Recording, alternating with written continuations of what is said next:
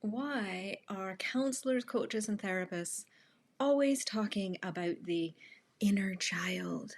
What is with that? Do we really need to go there? Well, yes, we do.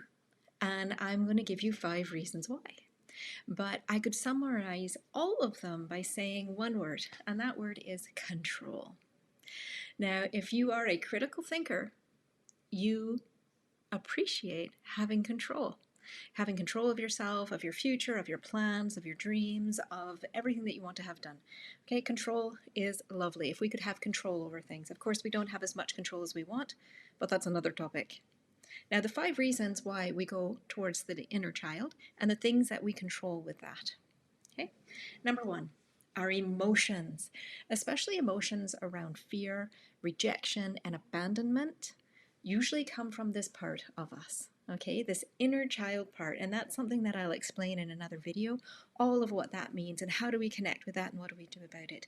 But for now, just know that the inner child work revolves around controlling emotions that we don't want to have, emotions that we suppress, emotions that we don't know what to do about. Number 2 thing that it helps to control is our belief systems. This is a biggie.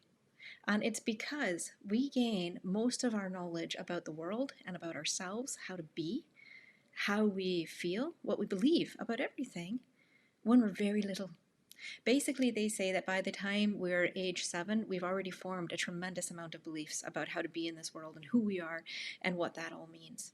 So beliefs are a huge, huge part of, if you want to change your beliefs, you have to go back to the place where you learned them. Okay? What did you learn? How did you learn it? How do we change that? Your beliefs. The third one is creativity. The creative part of you, whether we're talking about art, life, or even in business, is linked to the inner child. It is that part of us that holds all of that creative, beautiful energy for us. Number 4, linked with creativity, is joy.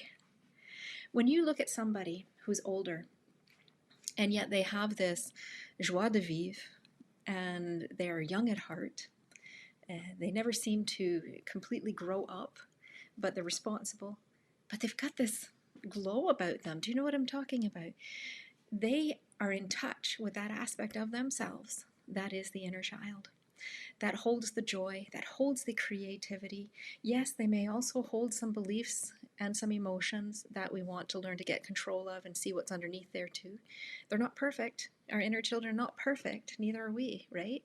So if we want to control more about ourselves, to become more of who we want to be, have more creativity, have more joy, have less fear, have less apprehension around rejection and feelings of abandonment, and change the beliefs about what's possible for us in relationship, in business, in life, about who we are and who we're becoming, then we go back to that part.